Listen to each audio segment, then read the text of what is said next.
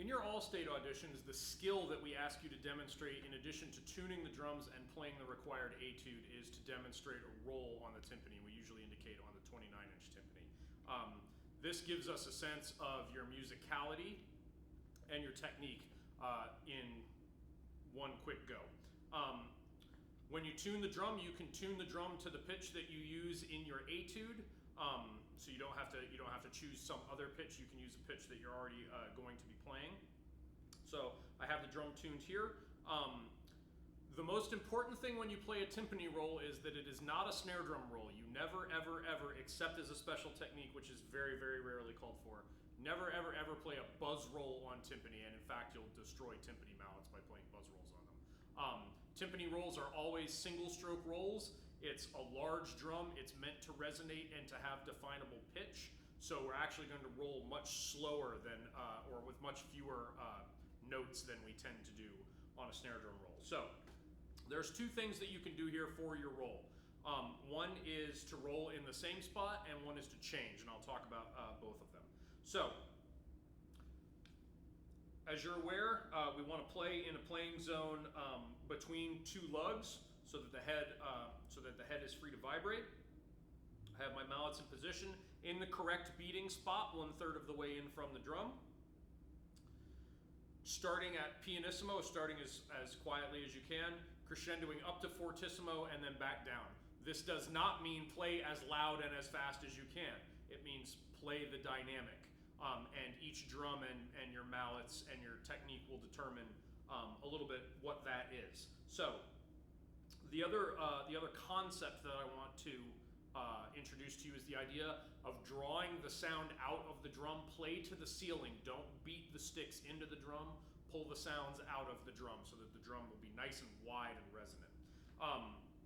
So now, I use French grip when I play timpani, so I have the stick all the way at the ends of my fingers, or at the last joint of my fingers, and then the stick rotates basically with my back two fingers around the pad of my thumb.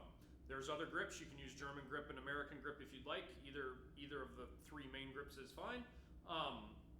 The point is to draw the sound out of the drum. French grip helps me do that better than the other two grips. I can play lighter and more out of the drum. So I'm in position now, right? Have the sticks parallel from the center of my body, and then I'm going to start rolling slowly. You don't have to roll fast at a low dynamic because you need to give the drum time to resonate. Then as I crescendo, I'm going to stay in the same spot. If I start to hear it getting poundy or very attacky, then you're hitting too hard. Play lighter, play off the drum. Or perhaps I'm playing too fast. You can slow down a little bit. You don't want the speed of the strokes to impede the resonance of the drum, right? We want to try to hear from a distance. We want to try to hear the drum as creating a sustained sound that's the same all the way through. Right, so I'll go ahead and do a longer-ish roll here in the same spot.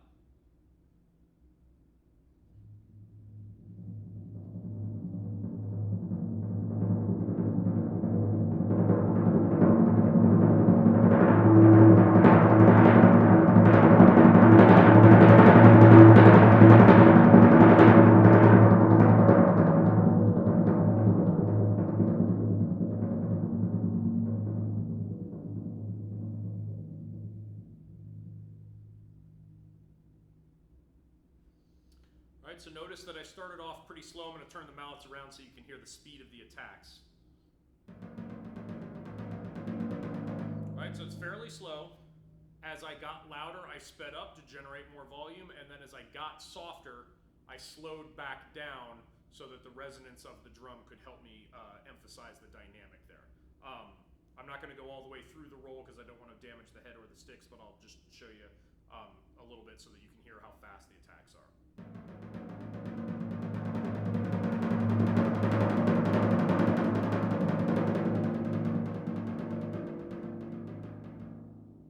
Okay. Again with the mallets.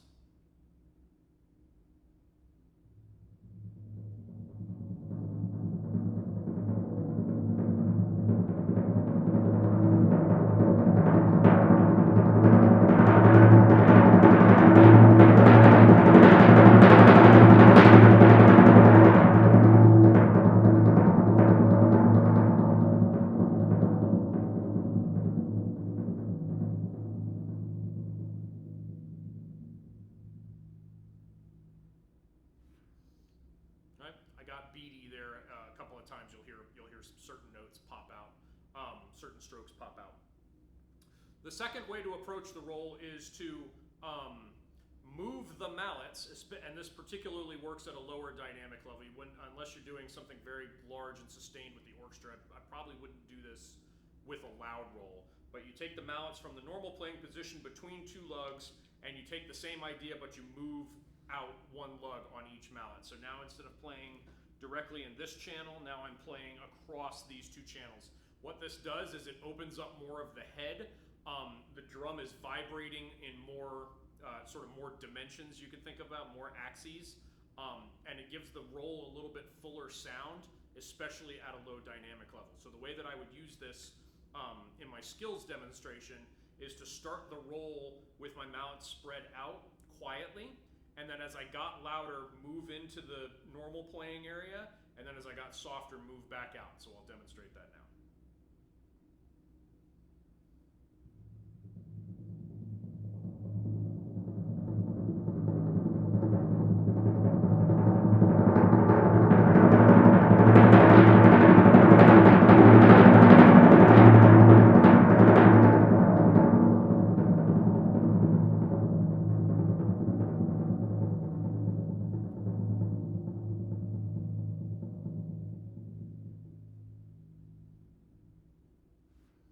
So it's two approaches to the roll. Either of them is fine. At the senior level, and as you're trying to increase phrasing and musicality, you're probably going to end up using that roll a little bit more often again, because the idea is that it opens up the sound of the drum a little bit more. Actually, just as a demonstration, hopefully you'll be able to hear it on the recording. I'll do a quiet roll, let's say mezzo piano, in the same spot, and then with my mallet spread, and hopefully you'll be able to hear the difference.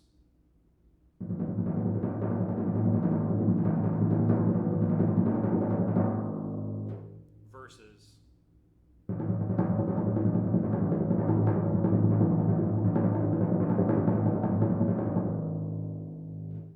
Hopefully that difference will come across in the video. Okay, so that's a little bit about the skills demonstration for timpani. The biggest thing you need to practice, and you can do this on a practice pad away from the timpani, just work on making your single stroke roll smooth. Low dynamics, high dynamics, slow motions to fast motions, and back down. Okay?